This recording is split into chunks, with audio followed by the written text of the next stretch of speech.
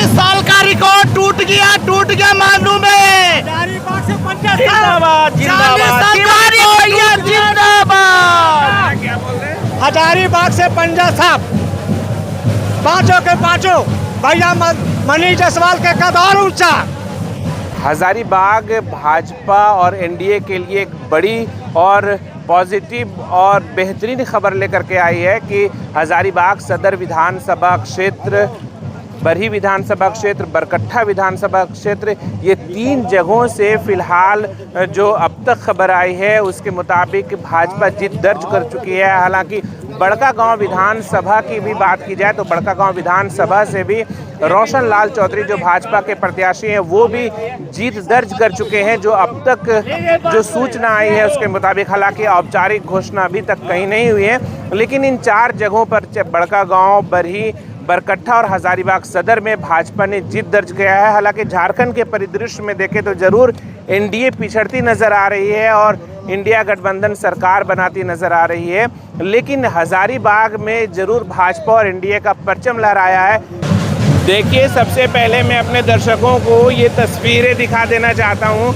यहाँ पर प्रधानमंत्री की यहाँ पे तस्वीर दिख रही है और लोग पूरी तरीके से जश्न में डूबे हुए हैं। यहाँ पर तिवारी महतो की तस्वीर दिख रही है। लोग आजसू और भाजपा और एनडीए से जो जुड़े लोग हैं वो जश्न में शामिल हैं। दरअसल हजारीबाग सदर विधानसभा की सीट, बरही विधानसभा की सीट, बड़कागांव विधानसभा की सीट, बरकट्ठा के भी बारे में बताया जा रहा है कि वहाँ की सीट जो है वो ज़रूर जो है वो एनडीए के खाते में गई है। कोमांडू से 800 प्रत्याशी की जीत जो है वो लगता है सूचना उसकी आ चुकी है और 800 जीतने में कामयाब रही है। मांडू विधानसभा सीट और जेपी भाई पटेल कांग्रेस के जो प्रत्याशी थे वो अपना सीट लूज कर चुके हैं। भारत माता की जय। दरअसल हम कुछ लोगों से भी बात करेंगे। क्या नाम हुआ? महेश प्रसाद। क्या लग रहा है? लग रहा है कि देश का विकास में हजारीबाग तो हाथ में आगे बढ़ा है, लेकिन पूरा झारखंड में नहीं आ सका, इसका बहुत अफसोस है। ये भी मैं बताता चलूँ अपने दर्शकों को कि यहाँ की जो सांसद मनीष जायसवाल जी थे वो लगातार क्षेत्र भ्रमण पे थे, प्रत्याशियों के साथ थे, खुद भी वो भ्रमण कर रहे थे। 5 विधानसभा क्षेत्र में वो भ्रमण कर रहे थे और लगातार लोगों से संपर्क कर रहे थे, लगातार कैंपेन में शामिल हो रहे थे और कहीं ना कहीं उनका ये कैंपेन, उनका लोगों से मिलना, लोगों के बीच जाना बहुत बड़ा फैक्टर बना और यही वजह है कि 5 विधानसभा सीट पर जो है वो भाजपा और एनडीए को बढ़त ही नहीं मिली बल्कि अब जीत भी मिल चुकी है। क्या नाम है? नरेश ठाकुर, अधिवक्ता। अधिवक्ता जी? अच्छा, आप लगाते हैं नाम में? नहीं, हमारा नाम अधिवक्ता मेरा डिजिग्नेशन है, पद है। अच्छा, डेजिग्नेशन, हम सोचे नाम में आप लगा। नाम नरेश ठाकुर हुआ, भाजपा कार्यकर्ता है, नगर उपाध्यक्ष है। जश्न पूरा चल रहा है? बढ़िया। बिल्कुल बिल्कुल, हमारा क्षेत्र में पूरा भगवामय हो गया। अब दुख है कि झारखंड में नहीं आ पाए, लेकिन हम लोग जितना मेहनत किए थे, मेहनत सफल हुआ हम लोगों का। यहाँ पर भाजपा नेता अमित सिन्हा भी आ रहे हैं, हम उनसे भी बात करेंगे कि वो लगातार प्रत्याशी के साथ बने रहे। चलिए, बधाई हो। इस बधाई के मौके पे आपको वजन कम करने का दिया जा रहा है। चले, आप सब के माध्यम से यहाँ के जितने भी कार्यकर्ता बंधु थे, यहाँ संगठन के लोग थे और हजारीबाग वासियों को बहुत बहुत धन्यवाद देता हूँ कि इस बड़ी मार्जिन से हजारीबाग सदर जीतने के लिए बड़कागांव और बरही जो हम लोग जीत चुके हैं उसके लिए बहुत बहुत बधाई देता हूँ। आपसे मैं पहले भी बात किया था, आप भी टिकट के दौड़ में शामिल थे। उस वक्त आपने कहा था मुझे टिकट मिले या ना मिले मैं संगठन के साथ रहूँगा और आज जीत के बाद आप नजर आ रहे हैं। मैंने पहले दिन प्रदीप भैया का टिकट मिला था तो नेता वाला कार्यकाल खत्म हो गया था, फिर मैं कार्यकर्ता के मोड में था और मैंने उसी दिन कहा था कि 40,000 से हम लोग आज सदर जीतेंगे और हम लोग उसी के लगभग में उसी मार्जिन पे हैं। 40,000 से हम लोग सदर जीत रहे हैं और मैं आगे अब भविष्य में क्या क्या कार्य योजना है और प्रदीप भैया को उस दिन मैंने एक दिया था नॉमिनेशन से लेके जीत के जश्न की तैयारी तक का एक खाका दिया था किस रूप में काम करना है और बस अब लास्ट पेज अपना जीत का जश्न का तैयारी 1 घंटे में होने जा रहा है और वो आपका खाका काम कर गया। सभी अपने भाई बंधुओं जितने भी लोग लगे थे उनके आशीर्वाद स्नेह से ये सीट हम लोग बखूबी निकाल लिए। अच्छा, लेकिन झारखंड के परिदृश्य में थोड़ा सा आप लोग जो है वो पीछे रह गए, क्या वजह लग रहा है? वजह उसमें कुछ सांगठनिक चूक रही होगी, चाहे उनका जो लोग समझ नहीं पाए। लास्ट में मैं बताना चाहता हूँ कि मैया योजना ना आई होती तो हेमंत सरकार के पास कुछ बोलने के लिए नहीं था। अगर ये मैया योजना नहीं लेके आते, मैया सम्मान योजना, तो इनके पास ये चुनाव किस मुद्दे पे लड़ते।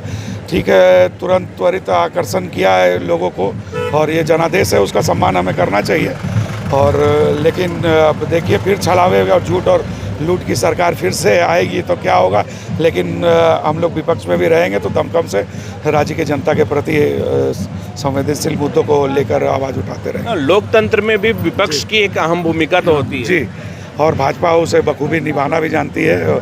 ये विपक्ष में भाजपा जब रहती है तब एकदम पक्ष को काम करने के लिए मजबूर करती है और इस बार भी वैसा देखेंगे हम लोग। मतलब सदन से सड़क तक जो मजबूत जो जनहित के मुद्दे उठते रहेंगे, वो उठते रहेंगे और हम लोग एकजुट होकर झारखंड के विकास के लिए काम करेंगे। तो बताया जा रहा था, जो खास करके एक बात बताई जा रही थी हजारीबाग के बारे में, विधानसभा चुनाव के मौके पर एक बात उठी थी हवाई अड्डे को लेकर के भी, जब गृह मंत्री अमित शाह यहाँ आए थे उस पर भी वो बात बोले थे। अब क्या लगता है?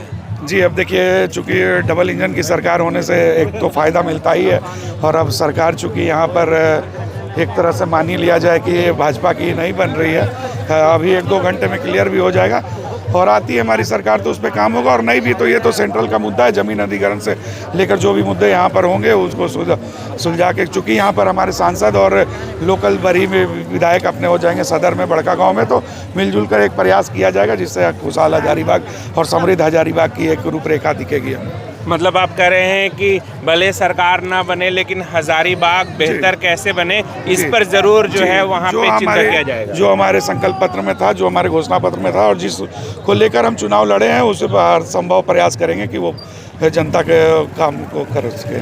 कि समर्थक किनके हैं? प्रदीप प्रसाद को। बीजेपी के हैं, बीजेपी समर्थक हैं। तो अब कैसा लग रहा है पूरा जो है हजारीबाग? दुख भी है कि आज मेरा सरकार नहीं बन पा रही है, दुख इस बात की है, लेकिन इतना खुशी भी है कि मेरे सदर से हम लीड कर चुके हैं, बस और क्या। दुख इस बात का कि सरकार नहीं बना पाए। व्यक्तिगत तौर पे प्रदीप प्रसाद को जन से जुड़ा हुआ नेता माना जाता है, किस तरीके की उम्मीदें जो हैं अब आपको लगता है कि अब विकास करेंगे, वो विकास करेंगे, विकास के लिए पीछे नहीं हटेंगे। नाम हुआ मिथिलेश कुमार भारती। कहाँ से हैं आप? परकट्ठा विधानसभा। और बरकट्ठा से बताया जा रहा था कि एंटी इनकम्बेंसी है, लेकिन बावजूद उसके भाजपा के अमित यादव जीत गए। हम लोग को जीतना ही था कम वोट से, वहाँ पर केडर रहा, दूसरा फैक्टर था, लेकिन हम लोग जीत गए जय श्री राम के नाम पर। तो हम लोग हार रहे थे लेकिन जीत गए हम लोग लास्ट। मतलब धक धक हो रहा था लेकिन हम लोग चुनाव जीत गए। हमारी सरकार उम्मीद है कि नहीं बन रही है, वो गलत बोल रहे थे अभी, लेकिन हमारे भैया जीत गए प्रदीप प्रसाद भाजपा से, ये हम लोगों को बहुत खुशी है। और वो बहुत कुछ करेंगे, बहुत कुछ करेंगे। जो अमित शाह जो बोल के गए हैं और योगी जी जो बोल के गए हैं वो प्रदीप प्रसाद करके दिखाएंगे। अच्छा, इससे इनको जुड़ा हुआ, जन से जुड़ा हुआ, ज़मीन से जुड़ा हुआ नेता माना जाता है प्रदीप प्रसाद को। किस तरीके की उम्मीदें हैं? क्या लगता है कि जो पहले, हालांकि पहले भी अगर विधायक की हम बात करें तो बीजेपी से ही विधायक थे और अभी सांसद हैं, है ना, मनीष जायसवाल जी? जी हाँ। तो लेकिन अब चूंकि विधायक, एक नया विधायक आप लोगों को मिल चुका है, तो किस तरीके की उम्मीदें हैं आप लोगों को? अब तो दोनों का कंधा से कंधा मिला के काम करेंगे अपना, और मजबूती होगी। अब मजबूती होगी अब ना। अब दो इधर हो गए प्रदीप प्रसाद, उधर मनीष जायसवाल जी हो गए, दोनों का कंधा से कंधा मिला के काम करेंगे दोनों। लेकिन एक कसक रह गया ना। क्या कसक? झारखंड में सरकार नहीं बना। नहीं, ये कसक तो है, ये कसक तोड़ के बन जाता तो बहुत अच्छी बात है। तो देखिए, ये एक कसक भी है, लेकिन लोगों में जश्न भी है, लोगों में खुशी भी है कि यहाँ के जो ज़मीन से जुड़े हुए नेता थे, जो ज़मीन से जुड़े हुए प्रत्याशी थे प्रदीप प्रसाद, उनको ज़रूर जीत मिली है। हालांकि मैं अपने दर्शकों को पुनः बता दूं कि जो है वो बरही से भी जीत मिल। जो क्या नाम हुआ? प्रेम प्रकाश रवि। तो जश्न मना लिए? हाँ, मना लिए। अब कैसा लग रहा है? बहुत अच्छा लग रहा है। अभी आप लोग बरही भी जीत चुके हैं जी, है ना, बरकट्टा भी जीत चुके हैं, बड़का गांव की भी खबर आ चुकी है जीतने की, और फिर हजारीबाग सदर। हजारीबाग सदर भी जीत चुके हैं। तो अब क्या लगता है कि किस, चूँकि अब आप जो है अगर दूसरे जगह पे देखें, उत्तरी छोटा नागपुर में तो बीजेपी बहुत अच्छा की है, एनडीए अच्छा की है, बाकी जगहों पे एनडीए बहुत जो है अच्छा नहीं प्रदर्शन कर पाई है। चलिए अच्छा तो नहीं कर पाए, लेकिन यहाँ से तो हम लोग अपना क्षेत्र से तो उम्मीद अच्छा किए हुए हैं। तो जश्न में शामिल हुए। अब बताइए कि आपके कौन कौन प्रत्याशी जो विजय हासिल करते हैं। आपको आपके चैनल के माध्यम से आप लोग को बहुत बहुत धन्यवाद। देखिए हम लोग तो बड़ी विधानसभा से हैं और बड़ी विधानसभा से हमारे लोकप्रिय विधायक मनोज कुमार यादव बन चुके हैं और हजारीबाग सदर से भी बीजेपी ही परचम लहराए हैं और मांडू भी क्या बोलते हैं इसको, बड़का गांव विधानसभा से भी, रामगढ़ विधानसभा से भी गठबंधन, चतरा विधानसभा, इधर तो एनडीए का ही परचम लहरा है। यहाँ पर मैं फिर से बता दूं अपने दर्शकों को कि बरही हो, बरकट्ठा हो, हजारीबाग सदर हो, बड़का गांव हो, और अभी हालांकि अभी मांडू की तस्वीर पूरी तरीके से साफ नहीं हो पाई है, लेकिन ज़्यादातर जगहों पर एनडीए ने अपना परचम लहराया है। भाजपा ने ज़रूर जीत दर्ज करी है। तो इससे जो है वो एक तरीके से हम कह सकते हैं कि यहाँ की जो सोच है भाजपा की, आजसू की और तमाम एनडीए की जो सोच है उसे ज़रूर लेकर के आगे बढ़ने की कोशिश होगी। अब देखना अहम होगा कि ये कोशिश कितना आगे बढ़ पाती है।